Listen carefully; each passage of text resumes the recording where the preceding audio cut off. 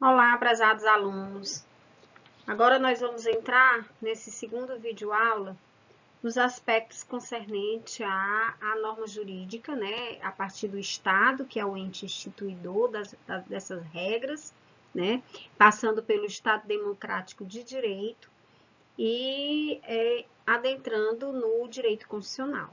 Então, como nós vimos, o Estado, né, é o ente instituidor das regras jurídicas. É ele que elabora, que cria as regras jurídicas, né? Então, essa pessoa jurídica de direito público, né, é formado de elementos característicos específicos, como seu povo, um território, né, e sobretudo, a soberania. Esse poder, né, essa expressão que significa que tudo que o Estado, que a nação brasileira, que a República Federativa do Brasil decide, tem que ser cumprido, né? Merece ser cumprido por todos nós que aqui estamos, como também pelos demais estados, pelos demais países estrangeiros, né? Então, essa pessoa jurídica de direito público, que é o Estado, que possui autonomia para tomar todas as suas decisões, né? E que tem cuidar, tem por objetivo cuidar dos direitos e dos interesses da sociedade. Ele, além de ser o instituidor das regras, né, das normas jurídicas, é ele que presta os serviços públicos, né?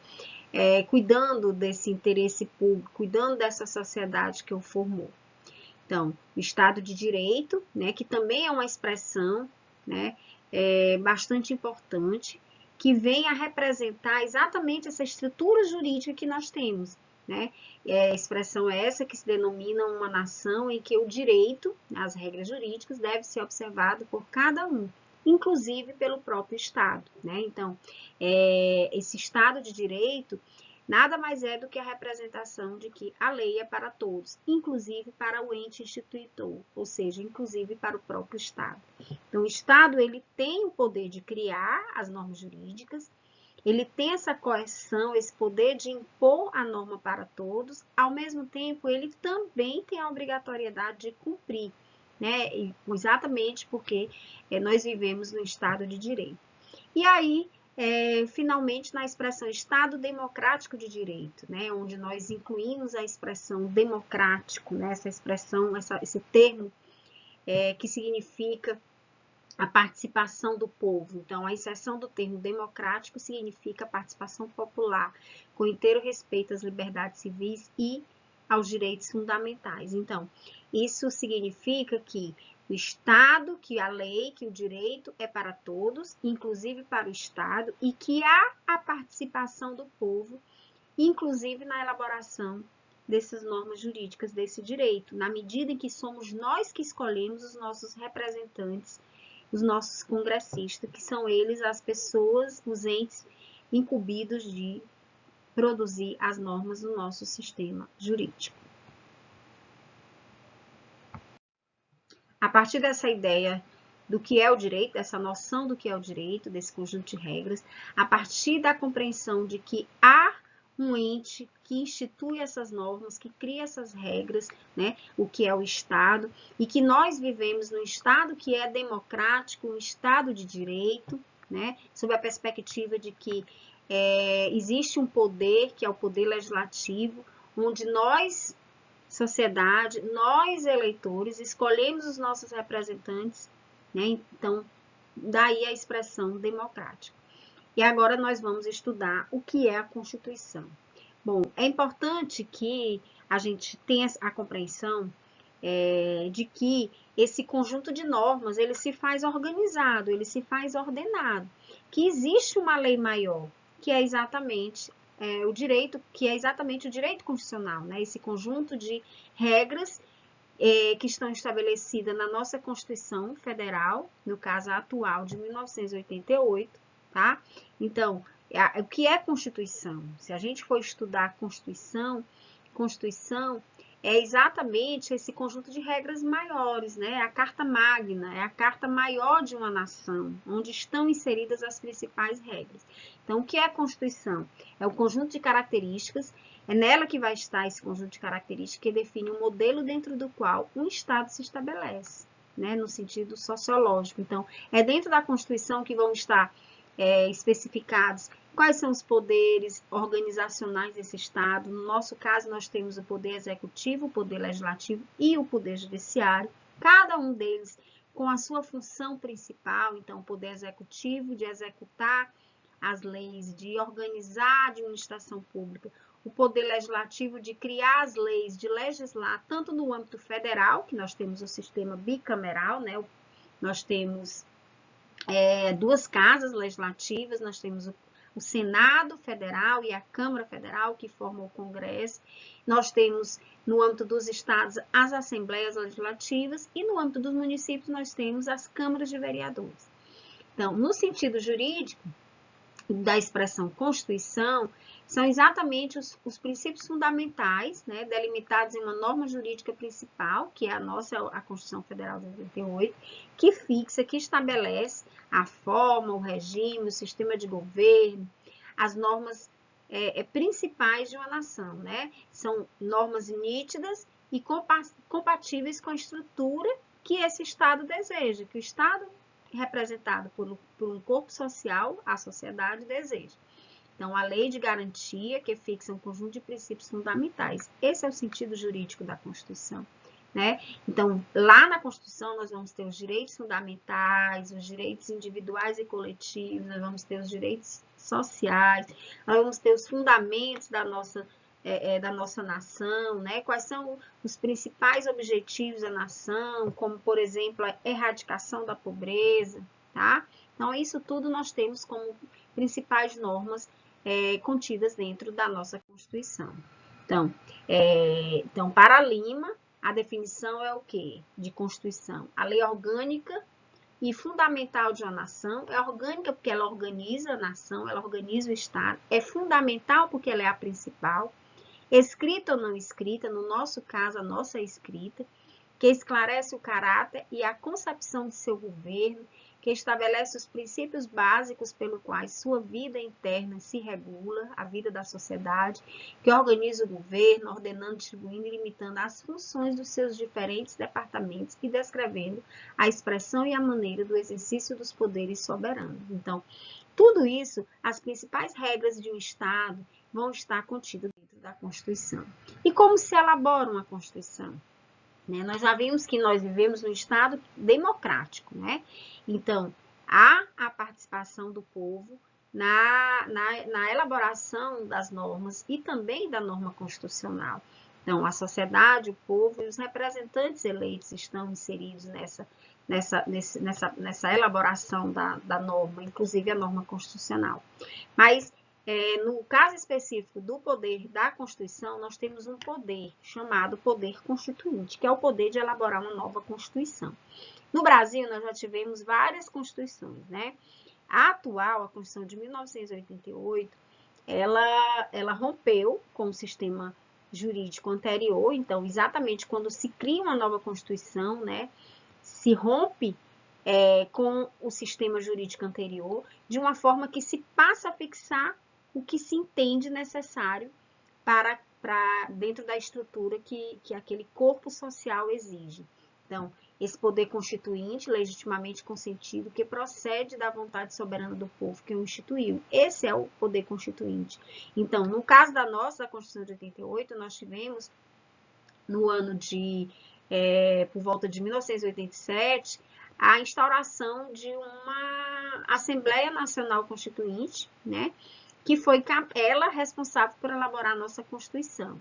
Então, foi esses representantes, deputados e senadores escolhidos naquela época, que passaram a elaborar a Carta Constitucional de 88. Né? Eles passaram a ser detentores desse poder constituinte originário, que é um poder constituinte amplo, capaz de criar o que aquele corpo entender, aquele corpo social entender, tanto através da nossa votação dos nossos representantes, como eles próprios representantes o farão. Então, quando a gente fala em poder constituinte, né, nós dividimos ele em poder constituinte originário e derivado. O originário, é importante que a gente compreenda, que é esse que instaura uma nova Constituição, que cria uma nova Constituição, ele é um poder maior. ele é absoluto, ele é incondicionado, ele é irrestrito, né? Ele é permanente. Enquanto tiver sendo criada essa nova Constituição, ele vai estar ali coexistindo, vai estar ali existindo.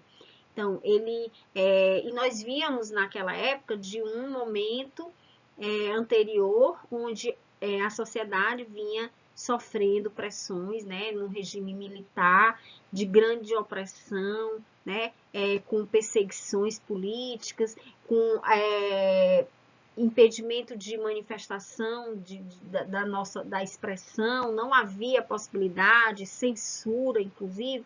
Então, essa nova Constituição, através desse poder constituinte originário, foi capaz de romper com tudo isso e criar uma nova ordem. Inclusive, a nossa Constituição Federal ela é conhecida como Constituição Cidadã, exatamente porque logo no seu início nós temos a proteção do cidadão, né? O estabelecimento dos direitos individuais, direitos fundamentais do cidadão, né? Lá nos direitos individuais e coletivos, direitos fundamentais destes indivíduos, nós, sociedade. Então, esse poder constituinte originário foi capaz, sim, de romper com o sistema jurídico anterior, de muita perseguição, e criar um novo, que é esse que nós temos em vigor até agora. Então, além do poder constituinte originário, nós temos o poder constituinte derivado. Esse poder constituinte originário, ele vai até a data que a Constituição é finalmente promulgada. A partir daí, ele deixa de existir, porém, ele deixa o poder constituinte derivado, né, que deriva dele, né, e que tem a possibilidade, é esse poder constituinte derivado que vai rever, que vai poder modificar, alterar essa Constituição. Como também é esse poder constituinte derivado que será encarregado de criar as constituições, que foi encarregado, inclusive, de criar as constituições dos estados. Então, nós temos hoje uma Constituição Federal de 1988, que foi criada por esse poder constituinte originário.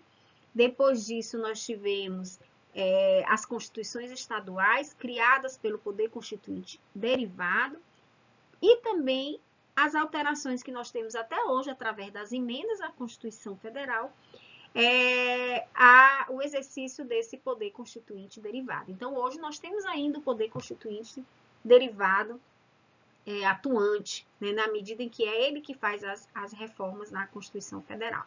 Então, o que seria ele? Designação que legitime os agentes políticos, né, os nossos representantes no Congresso Nacional, que podem rever e reformar a Constituição, no caso de 1988. Tem por objeto a reforma da Constituição, do texto constitucional. A gente tem que lembrar que nós estamos falando de normas estas que servem a uma sociedade. E essa sociedade, ela é dinâmica, ela está em movimento, então as regras também precisam acompanhar isso. A própria Constituição prevê as formas, né, mediante as quais o seu texto pode ser atualizado, reformado, com o objetivo de torná-lo mais próximo da realidade social, do momento social em que se vive. Mas também na própria Constituição nós temos as chamadas cláusulas pétreas que não sofrem modificação nenhuma. Bem, continuando, nós vamos estudar agora a classificação das constituições. E é importante que nós façamos esse estudo exatamente para que daí venha a compreensão da importância e da dimensão da nossa Constituição, que é a Constituição de 1988. Então, as constituições, elas são classificadas segundo alguns critérios. O primeiro critério é o conteúdo. Bem, existem constituições materialmente constitucionais e formalmente constitucionais. Isso se dá em relação ao que está colocado, ao conteúdo inserido naquele texto constitucional. Nas constituições materiais ou materialmente constitucionais, nós teremos temas exclusivos de conteúdo constitucional, né? Temas exclusivos e relevantes que tratam, por exemplo, sobre a forma de estrutura do Estado, sobre direitos individuais, como a nossa Constituição trata. Mas, no que toca às constituições formais, e a nossa Constituição ela é tida como Constituição formal, ela é classificada como formal, vai existir, além de conteúdos materialmente constitucionais, alguns elementos, alguns conteúdos que não necessariamente tenha interesse ou relevância constitucional, como no caso da nossa. Então, a nossa Constituição, quanto ao conteúdo, ela é formal, na medida em que, além de normas de interesse, de conteúdo constitucional, nós temos outras normas também, como o caso, por exemplo, do artigo 242, parágrafo 2º, que nós temos a estipulação na Constituição Federal de que o Colégio Pedro II, no Rio de Janeiro, ele continuará, a partir daquela Constituição, continuou sendo dirigido no âmbito do governo federal. Então, vejam, o fato de termos na nossa Constituição um dispositivo como esse, o 242, parágrafo 2º, que não trata de matéria relevante, matéria de interesse constitucional, faz com que a nossa Constituição ela passe a ser uma Constituição formal. Essa primeira compreensão. Quanto à estabilidade, talvez esta seja a espécie de classificação mais importante que nós temos na nossa Constituição, além de uma outra que vamos ver logo a seguir. Então, quanto à estabilidade, né, existem constituições flexíveis e rígidas, né, ou super rígidas. Então, Constituição, quando a gente fala em estabilidade, é quanto ao processo de modificação dessa Constituição, né? No caso das constituições flexíveis, elas são, a gente poderia colocá-las como instáveis, né? Quando o processo de alteração dela for simples e acessível. Não é o caso da nossa. O processo de alteração da nossa Constituição, ele é um processo complexo e rigoroso. E por isso mesmo ela é classificada como rígida ou até super rígida, né? Então, as constituições, diferentes das flexíveis, as rígidas, elas são estáveis, né? Mais difícil, em razão de ser mais difícil a alteração do texto da Constituição em vigor, tá? No caso da nossa, além de ser difícil, mais difícil a alteração, nós ainda temos as cláusulas pétreas, que são dispositivos na Constituição, lá no artigo 59, 60, onde não é permitido nenhuma alteração do conteúdo ali expresso, tá? Como, por exemplo, a forma de separação dos poderes, como, por exemplo, os direitos e garantias individuais do indivíduo que não podem ser modificados. Bem, o critério seguinte de classificação das constituições é quanto à forma. É importante que nós saibamos que a nossa Constituição, além de formal, né, além de rígida ou superrígida, que nós possamos identificá-la também como uma Constituição escrita. Até porque, quanto à forma, todo o nosso texto constitucional da Constituição de 1988, ele se faz compilado num instrumento, né? Então, as escritas, no caso da nossa, não derivam de um costume social como são as consuetudinárias e possuem suas normas delimitadas em um único texto escrito, como é no caso da nossa. Diferentemente das consuetudinárias, né, que não são escritas e são oriundas do modo pelo qual o povo vem definindo o Estado e vem se acostumando com essa forma de ser do Estado, né, estabelecendo as próprias regras. Mas a nossa Constituição, ela é escrita. Chegamos agora na classificação quanto à origem, né? Essa é uma classificação bastante relevante, né, sob o aspecto de que, como estamos tratando do instrumento, né, maior, né, da Carta Magna, né, que vai reger, que vai ditar as principais regras de uma sociedade, a participação do povo na formação, na origem, na criação desse instrumento, o faz mais relevante. Então, de uma forma quanto ao critério, né, quanto à sua origem, as constituições elas são outorgadas ou promulgadas. No caso da nossa, ela é promulgada, uma vez que, diferentemente da Constituição, da primeira Constituição do Império, a Constituição de 1824, na época ainda né, que foi criada, né, essa Constituição do Império, na época ainda do Império, né, que tínhamos Dom Pedro II, e este determinou a criação de uma Constituição, por óbvio, feito por um grupo de pessoas, todas estas seguindo a vontade do imperador. Por isso mesmo, essa Constituição do Império é tida como Constituição outorgada. A nossa atual Constituição federal, ela é promulgada. São as constituições elaboradas e a nossa foi com a participação do povo, através dos nossos representantes legais. É importante que o aspecto histórico do momento em que foi promulgada a Constituição de 88 fique bastante concretizada no nosso entendimento, na medida em que a Constituição de 88, ela vem rompendo um sistema jurídico anterior, onde nós vivíamos aspectos de censura, regime militar, repressão, opressão, perseguição, e onde os direitos e garantias individuais, né, dos cidadãos brasileiros não eram considerados. Então, na medida em que, a partir da formação da vontade popular, de uma Assembleia Nacional Constituinte e a instauração, né, dessa Assembleia para a elaboração de uma nova Constituição, e nós vamos estudar o poder constituinte, e vamos ver que esse poder constituinte originário, ele é um poder maior. Então, naquela época, a Constituição, essa Assembleia Nacional Constituinte, pôde romper, né, foi capaz de romper com a ordem anterior, a ordem vigente jurídica anterior, que era uma ordem que não privilegiava o indivíduo, o cidadão. Então, por isso mesmo, em 5 de outubro de 1988, a nossa Constituição foi promulgada. Então, constituições promulgadas são aquelas que há a participação, onde existe a participação popular.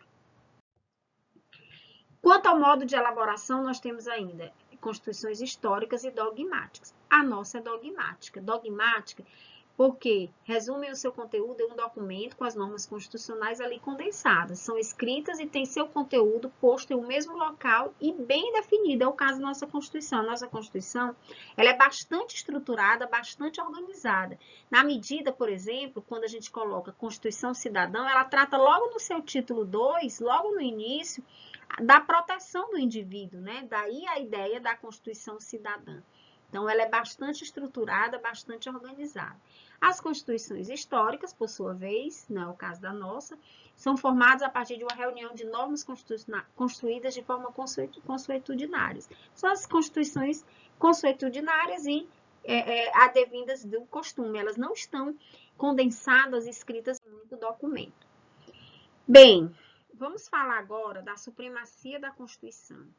É importante que, além da ideia da classificação das constituições, que nós acabamos de ver que a nossa é material, que a nossa é promulgada, que a nossa é rígida ou superrígida, que a nossa é dogmática, é importante que nós tenhamos a ideia, né, e aprendamos que a nossa Constituição, ela é a nossa carta maior, né? Então, existe a supremacia da Constituição na medida em que, desde que Hans Kelsen, lá no século XIX, né, ele estatuiu que as normas fundamentais de uma nação estão acima de qualquer outra, no caso, a norma fundamental, a nossa Constituição. Isso causa a estabilidade em um país, mantendo-se equilibradas as relações jurídicas. Então, todas as outras normas abaixo da Constituição, infraconstitucionais, elas têm que obedecer ao que está escrito no texto constitucional, essa lei fundamental. Então, a norma fundamental é a norma mais importante, está no topo da hierarquia das normas. Então, nós temos dentro dessa estrutura, desse mundo do direito, desse sistema normativo, nós temos a nossa Constituição Federal, que é a norma fundamental, está no topo.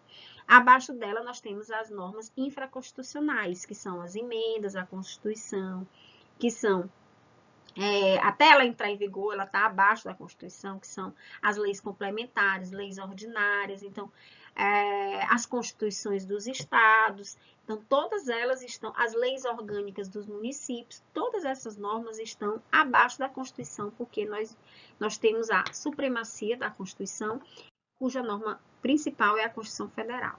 Tá? Então, tá aqui, a Constituição de 1988 encontra-se no topo do nosso ordenamento jurídico. As demais são infraconstitucionais e estão lá alocadas, estabelecidas no artigo 59 da Constituição Federal. Quais são elas? Bem, e por fim, fazendo uma digressão, né, das constituições, desde a Constituição do Império até a Constituição de 1988, que é o ordenamento jurídico, essa que está no topo do ordenamento jurídico atual, e que é a que nos interessa, que é a Constituição de 1988, que é a 8ª Constituição brasileira. Nós tivemos um grande percurso, uma grande evolução, né? Um grande crescimento quanto aos temas e às proteções inseridas na Constituição, até chegarmos à Constituição de 88, a chamada Carta Cidadã. Então, as principais características: menção pormenorizada de direitos e garantias fundamentais que asseguram o princípio da dignidade da pessoa. Lembrando que, exatamente por isso, que a Constituição Federal de 1988 é conhecida como Constituição Cidadã, né? Pela proteção, pelo alto grau de proteção à dignidade do indivíduo, da pessoa humana. Criação do Superior Tribunal de Justiça, né? Ela fez essa criação desse órgão da justiça. Ela permitiu às pessoas analfabetas, que antes não poderiam votar, né? E hoje podem, facultado a elas exercer o direito ao voto. Elas não podem ser candidatas, mas votar elas podem. E aí os aspectos classificatórios: a nossa Constituição é formal, é rígida ou super rígida, é promulgada, é dogmática e é escrita. Então, esse é o tema, são os temas principais dessa matéria, direito constitucional.